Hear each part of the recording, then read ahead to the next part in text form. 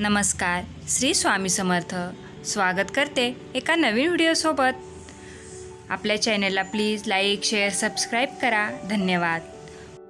अन्नपूर्णा मातेची. काशीनगरीत धनंजय नावाचा एक विद्वान ब्राह्मण राहत होता. त्याच्या बायकोचे नाव होते सुलक्षणा. त्यांच्या घरात 18-20 दारिद्र्य होते. एक दिवस बायको बोलल्यामुळे धनंजयला वाईट वाटले व त्याने शंकराची तपश्चर्या करायला सुरुवात केली. 3 दिवस गेल्यावर शंकराने त्याच्या कानाजवळ अन्नपूर्णा अन्नपूर्णा अन्नपूर्णा असे शब्द उच्चारले. त्याला त्याचा अर्थ कळला नाही, म्हणून त्याने पुन्हा तपश्चर्याला सुरुवात केली. तेव्हा शंकराने त्याला रात्री दृष्टांत दिला. मुला, तू पूर्व दिशेला जा, तुझे मनोरथ पूर्ण होतील. दुसऱ्या दिवशी तो पूर्वेकडे निघाला. बरेच दिवस गेल्यावर एका पौर्णिमेच्या रात्री तो सरोवराजवळ पोहोचला.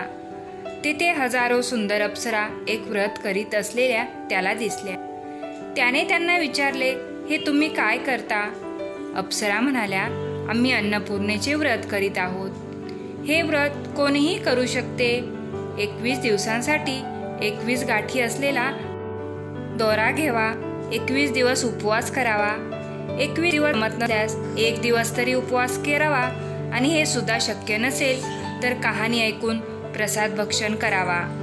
उपवास करून कहाणी ऐकायला कोणी मिळाले नाही तर पिंपळाचे पान समोर ठेवावे, दिवा ठेवावा आणि शंकर पार्वतीला साक्षी ठेवून कहाणी ऐकल्याशिवाय अन्न घेऊ नये.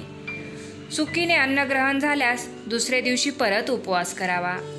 व्रत करायच्या दिवशी खोटे बोलू नये, रागवू नये. हे व्रत केल्याने आंधळ्याला दृष्टी येते, लुळ्याला पाय येतात, निर्धनांना पैसा मिळत नसलेल्यांना पुत्र लाभ होतो. जो कोणी मूर्ख असेल विद्या प्राप्त होते. जी जी इच्छा धरून हे व्रत करता येईल ती ती इच्छा पूर्ण होते. ब्राह्मण म्हणाला, बाई, मला खायला अन्न नाही, लिहायला वस्त्र नाही, विद्येचे नाही.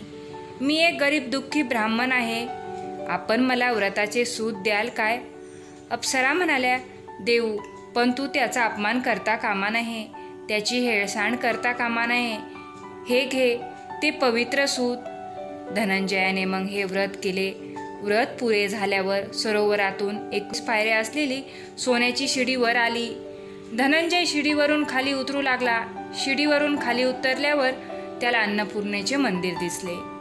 सोन्याच्या सिंहासनावर अन्नपूर्णा बसली होती आणि शंकर दोन्ही हात जोडून याचकामाने तिच्या समोर उभे होते. किन्नरी देवी वर छत्र माचरे ढाळीत होत्या. यक्षस्त्रिया सशस्त्र पहारा करीत होत्या. ते पाहून आश्चर्यचकित झाले. धनंजय पुढे गेला आणि त्याने अन्नपूर्णा मातेचे पाय धरले. देवी हसून म्हणाली, वत्सा जया, तू माझे व्रत केले आहेस. मी तुझ्यावर प्रसन्न झाले आहे. तू सुखी होशील. सारे जग तुझी वाहवा करील. तुला काही कमी पडणार नाही. देवीने आपल्या वरदहस्त धनंजयाच्या डोक्यावर ठेवला. बरोबर विद्यादेवी त्याच्या जिवेवर नाचू लागली. ते आनंद झाला. त्यानेच त्याला मूर्छा आली.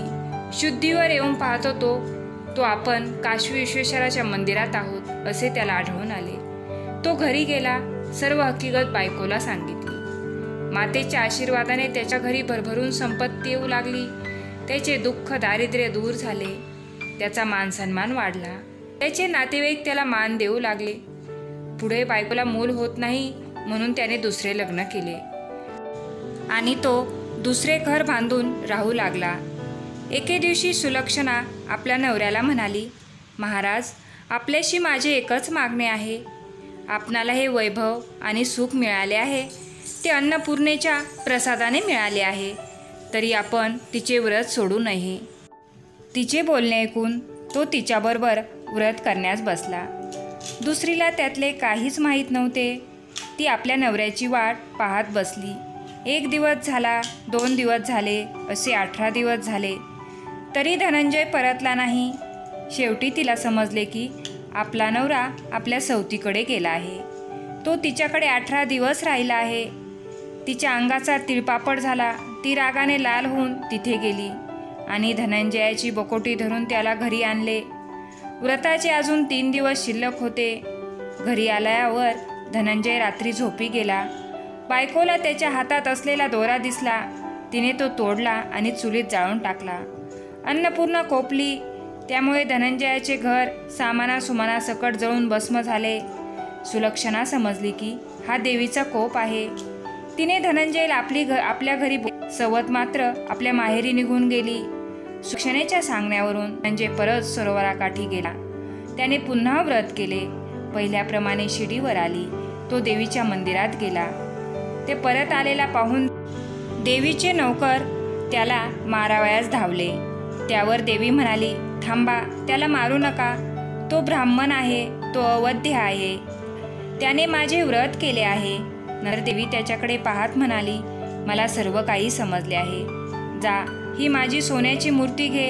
हिची दररोज पूजा कर. तू फिरून सुखी होशील.